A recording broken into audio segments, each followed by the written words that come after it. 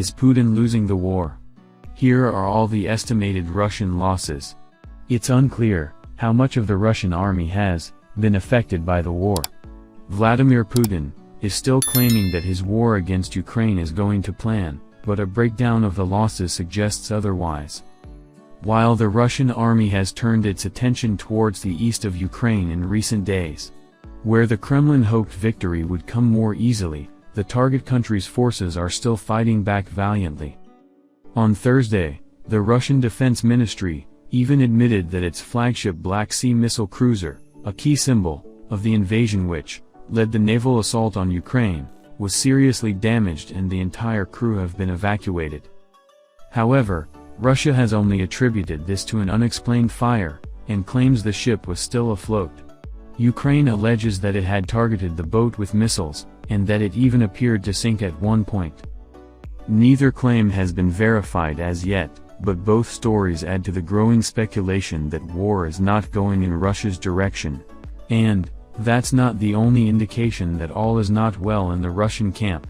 The UK's Ministry of Defence tweeted on Wednesday that Russia's plan in Ukraine is failing, pointing out that at least 6 Russian generals have been killed in action during the conflict.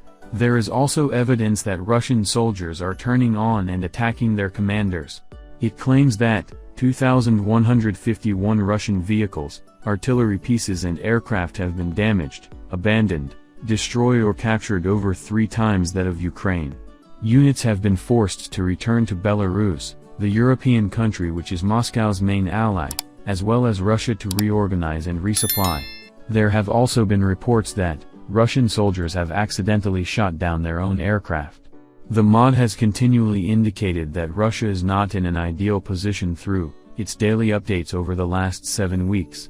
On Thursday, it pointed out that the widespread missile and artillery strike, along with efforts to concentrate forces for an offensive in eastern Ukraine, will require significant force levels, a difficult feat considering the losses it has sustained so far. It added, Ukraine's continued defense of Mariupol is currently typing down significant numbers of Russian troops and equipment. The Kyiv Independent also published an update on how much the Ukrainian armed forces believes Russia has lost since the war began in February: around 19,900 troops, 160 planes, 144 helicopters, 753 tanks, 366 artillery pieces, 1,968 armored personnel carriers, 4 mobile SRBM systems, 122 MLRs, 7 boats, 1,437 vehicles, 76 fuel tanks, 134 UAV, 64 anti-aircraft warcraft, 25 special equipment. However, Igor Konashenkov of the Russian Ministry of Defense is still claiming that the special military operation is going strictly according to the approved plan. Vladimir Putin is used to getting his own way, and it's fair to say that this is not happening with the Russian invasion of Ukraine. UK intelligence says Russia unlikely to increase its advances.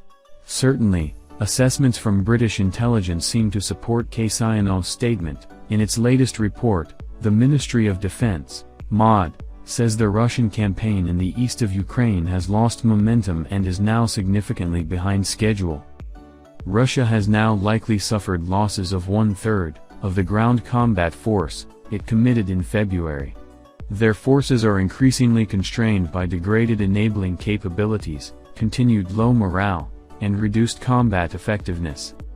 Many of these capabilities cannot be quickly replaced or reconstituted, and are likely to continue to hinder Russian operations in Ukraine. Under the current conditions, Russia is unlikely to dramatically accelerate its rate of advance over the next 30 days. The Kremlin has launched its latest attack in the eastern territories of Ukraine, with Vladimir Putin battling to take control of the entire Donbas region. But Ukraine continues to put up fierce resistance and is currently slowing down Russian troops as they advance from the east. In a letter to a Russian human rights campaigner, Vladimir Osechkin, the agent predicted that Putin's army will fail in achieving its objectives in Donbas. As many as 12,000 troops have been sent from the Chechen Republic to fight alongside Russian forces in Ukraine, according to Russian state TV. But these fighters were not Kadyrov's elite forces but simply Chechen volunteers including law enforcement workers, the agent claimed to Mr. Osechkin.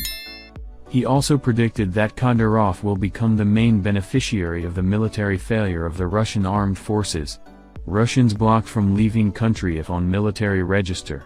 Volodin, the Speaker of Russia's lower house of parliament, said Thursday that Russians, who have been called up to fight as part of Vladimir Putin's partial mobilization decree aren't allowed to leave their place where they live or go abroad. Volodin said, on his Telegram channel that citizens who are registered with the military are prohibited from leaving their place of residence without the permission of a military commissariat. I draw your attention, according to Federal Law 31 on mobilization training and mobilization in the Russian Federation, citizens who are registered with the military, from the moment the mobilization is announced, are prohibited from leaving their place of residence, without the permission of the military commissariats. Volodin remarks contradict an explanation offered by the Russian Defense Ministry, which has said that mobilization does not impose restrictions on the movement of citizens. Ukraine troops encircling Russian forces as Putin faces major defeat. Ukrainian troops are encircling Russian forces in Lyman, an occupied town in the northeast of the country, as Kyiv presses on with its counteroffensive to recapture seized territory. Maps detailing Ukrainian advance in the region amid a continued counteroffensive show its forces moving north across the Siversky Donets River from areas east and west of town, and east across the Oskol River from positions north of Lyman.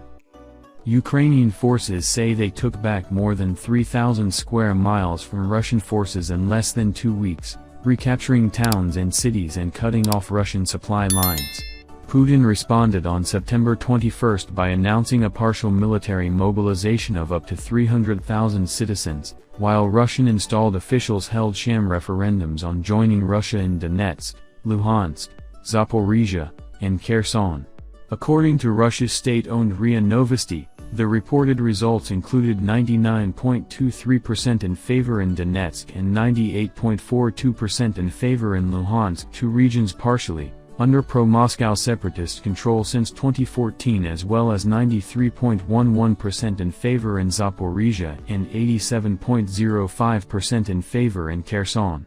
The Ukrainian Foreign Ministry referred to the referendums as a propaganda show in a statement shared with Newsweek. Forcing people in these territories to fill out some papers at the barrel of a gun is yet another Russian crime in the course of its aggression against Ukraine, Ukraine's foreign ministry said. Ukraine is pressing on with its counteroffensive, and according to military officials, Ukrainian troops have only 6% of Kharkiv left to liberate. Liberating Kharkiv, the second largest city in Ukraine, near its eastern border with Russia, has been quite difficult because Russia does not retreat. Oleg Singubov, the head of Ukraine's Kharkiv Regional Military Administration, was cited. A conscripted Russian soldier immediately surrenders to Ukraine forces.